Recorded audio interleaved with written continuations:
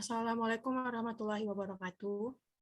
Waalaikumsalam warahmatullahi wabarakatuh. Alhamdulillahirabbil assalatu wassalamu ala asrofil anbiya'i wal mursalin wa ala alihi wa ashabihi rasulillah ajma'in. Yang terhormat kepada Ibu Meslena selaku dosen mata kuliah penelitian pendidikan 2 dan kepada rekan-rekan yang telah hadir pada perkuliahan dan diskusi pada Zoom meeting pada hari ini. Baiklah, kami dari kelompok 2 akan mempresentasikan materi tentang populasi dan sampel penelitian. Materi pertama akan dipresentasikan oleh Aisyah. Kepada Aisyah disilakan. Baik, terima kasih kepada moderator yang telah mempersilahkan waktunya kepada saya. Di sini saya akan menyampaikan materi mengenai pengertian dari populasi. Nah, seperti yang sudah diungkapkan oleh Sugiono tahun 2016, Zuria 2009, Nursalam 2003, dan Widianto 2010, maka dapat disimpulkan bahwa pengertian populasi adalah sekumpulan data yang mempunyai karakteristik yang sama dan menjadi objek dari suatu penelitian. Kemudian kita lanjutkan kepada pengertian sampel. Nah, seperti yang sudah diungkapkan oleh Sugiono tahun 2008, Arikunto 2019, dan Sujana dan Ibrahim tahun 2004, maka dapat disimpulkan bahwa sampel itu merupakan perwakilan dari populasi yang hasilnya mewakili seluruh gejala yang diamati dalam suatu penelitian. Masuk kepada pembahasan yang kedua, yaitu macam-macam populasi. Di sini Bungin 2005 menyatakan bahwa populasi dibedakan dari penentuan sumber data itu terbagi menjadi dua, yaitu populasi terbatas dan populasi tidak terbatas. Yang mana populasi terbatas itu memiliki batas-batas yang jelas sehingga dapat dihitung jumlahnya. Kemudian yang kedua itu populasi tidak terbatas. Kebalikan dari populasi terbatas, yaitu tidak dapat ditentukan batas-batasnya secara kuantitas. Kemudian berdasarkan sifatnya, populasi juga dibedakan menjadi dua, yaitu populasi homogen dan populasi heterogen. Yang mana populasi homogen itu memiliki unsur atau sifat yang sama, sehingga tidak perlu mempermasalahkan jumlah secara kuantitatif. Kemudian populasi heterogen yaitu memiliki sifat keadaan yang bervariasi atau berbeda, sehingga perlu ditetapkan batas secara kuantitatif maupun secara kualitatif. Sekian dari saya kembalikan pada moderator. Baik, terima kasih pada Saudara Aisyah. Selanjutnya, penarikan sampel penelitian kualitatif akan saya jelaskan. Penarikan sampel penelitian kualitatif merupakan pemilihan sampel dengan cara menggunakan pertimbangan peneliti, di mana setiap anggota populasi tidak mempunyai kesempatan yang sama untuk dipilih sebagai anggota sampel.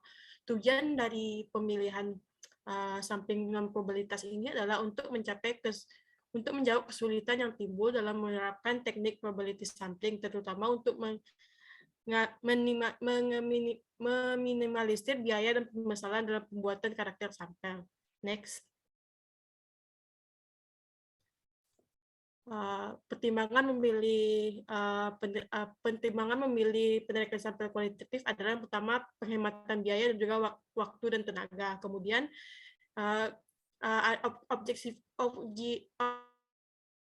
objektivitasnya terpercaya, pengetahuan, kepercayaan, dan pengalaman. Next. Macam-macam penarikan sampel kualitatif. Yang pertama adalah sampling sistematis, yaitu adalah teknik untuk mengambil sampel berdasarkan urutan dari anggota populasi yang telah diberi nomor urut. Penarikan ini merupakan mengambil setiap unsur ke dalam populasi untuk dijadikan sampel.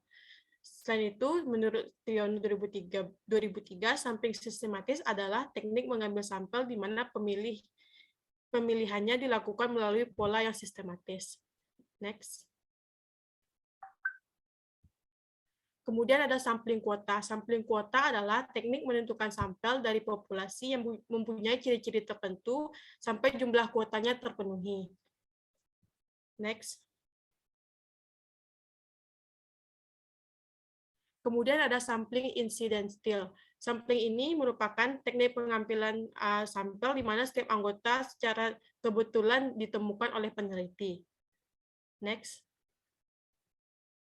Kemudian ada sampling jenuh. Sampling jenuh adalah teknik penentuan sampel di mana semua anggota populasi digunakan menjadi sampel, atau dengan kata lain semua anggotanya menjadi sampel.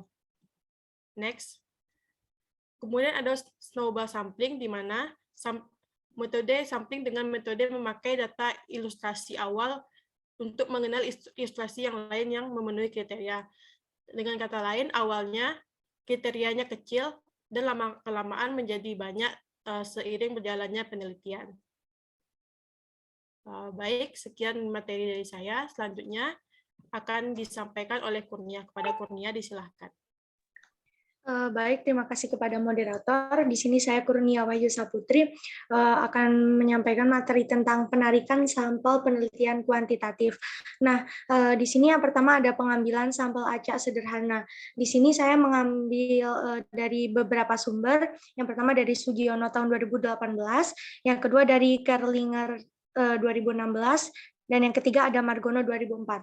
Nah, berdasarkan beberapa pengertian dari para ahli tersebut dapat disimpulkan bahwa sampel acak sederhana merupakan sampel acak yang dipilih sedemikian rupa sehingga setiap sampel dengan ukuran sampel tersebut yang dapat dipilih dari populasi memiliki probabilitas yang sama untuk dipilih sebagai sampel.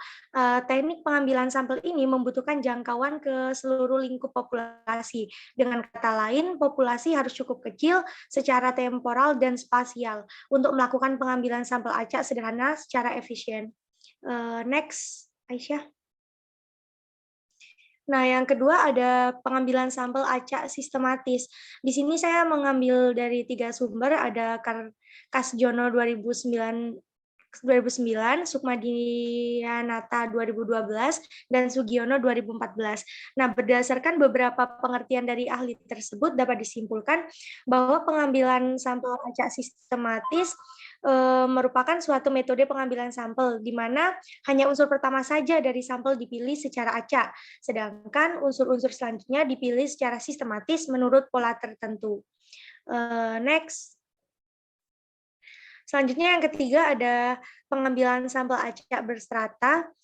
Di sini saya mengambil dari 3 sumber, yaitu dari Ulia 2018, dari Siyoto 2016, dan dari Margono 2004. Berdasarkan beberapa pengertian dari ahli tersebut dapat disimpulkan bahwa sampel acak berstrata adalah suatu teknik pengambilan sampel dengan memperhatikan suatu tingkat atau strata pada elemen populasi. Next. Yang keempat ada pengambilan sampel acak berdasar area. Di sini saya mengambil juga dari 3 sumber, yaitu dari Margono 2004, Azwar 2010, dan Sukardi 2013. Berdasarkan beberapa pengertian para ahli dapat disimpulkan bahwa sampel acak berdasar area adalah teknik pengambilan sampling di mana peneliti akan membentuk beberapa klaster dari proses penyeleksian individu yang menjadi bagian dari populasi. Next. Selanjutnya yang terakhir ada teknik pengambilan sampel acak bertingkat. Di sini saya mengambil juga dari 3 sumber, yaitu Sugiono 2014, Sylvia 2015, dan Zuria 2006. Berdasarkan beberapa pengertian dari ahli tersebut dapat disimpulkan bahwa pengambilan sampel acak bertingkat merupakan penentuan sampel berdasarkan pembagian suatu daerah secara bertingkat, kemudian diambil secara acak tiap daerah tersebut. Sekian materi dari saya kembalikan kepada moderator. Baik, terima kasih kepada saudari Kurnia. Materi selanjutnya akan dipresentasikan oleh pada Umu di sini. Baiklah, materi selanjutnya yaitu mengenai penarikan sampel penelitian campuran. Di sini kami mengambil 3 pendapat para ahli terkait pengertian sampel penelitian campuran, yaitu Sugiono tahun 2013, Creswell 2009, dan Kristen tahun 2007. Yang mana dari ketiga pendapat ahli tersebut dapat disimpulkan bahwa penelitian campuran adalah suatu pendekatan yang menggabungkan 2 pendekatan sekaligus, yaitu pendekatan kualitatif dan kuantitatif. Adapun pendekatan metode campuran ini digunakan dengan alasan untuk lebih memahami masalah penelitian dengan mengongentisasikan atau mentriangulasi data kuantitatif yang berupa angka-angka dan data kualitatif yang berupa rincian-rincian deskriptif. Selanjutnya yaitu strategi penarikan sampel penelitian campuran. Di sini Tedley dan Yu tahun 2007 mengemukakan bahwa ada 5 sampling metode penelitian campuran. Yang pertama, strategi dasar. Dalam teknik ini, peneliti pertama-tama membagi kelompok minat menjadi beberapa strata, misalnya siswa di atas rata-rata, rata-rata, dan di bawah rata-rata, dan kemudian memilih jumlah kecil kasus untuk dipelajari secara intensif dalam setiap strata berdasarkan teknik pengambilan sampel purposive. Adapun Patton tahun 2002 mengemukakan bahwa teknik ini sebagai pemilihan sampel dalam sampel. Yang kedua yaitu sampling sekuensial. Sebelumnya, sampling tahap pertama akan melengkapi sampling tahap kedua, yang mana pengambilan sampel kuantitatif akan mempengaruhi metodologi yang kemudian digunakan dalam pengambilan sampel kualitatif. Yang ketiga, sampling konkuren, yaitu probabilitas kuantitatif dan sampling kualitatif dikombinasikan menjadi prosedur-prosedur sampling independen atau diterapkan secara bersamaan seperti instrumen survei dengan respons tertutup dan respon terbuka. Yang keempat, sampling multilevel. Sampling ini diterapkan pada 2 atau lebih unit analisis. Dalam penelitian bertingkat ini, peneliti sering tertarik untuk menjawab pertanyaan yang terkait dengan 2 atau lebih tingkat unit analisis. Dan yang kelima yaitu sampling with kombinasi, yang mana sampling ini menerapkan bentuk kombinasi dengan strategi-strategi sampling metode campuran sebelumnya. Sekian saya kembalikan kepada moderator.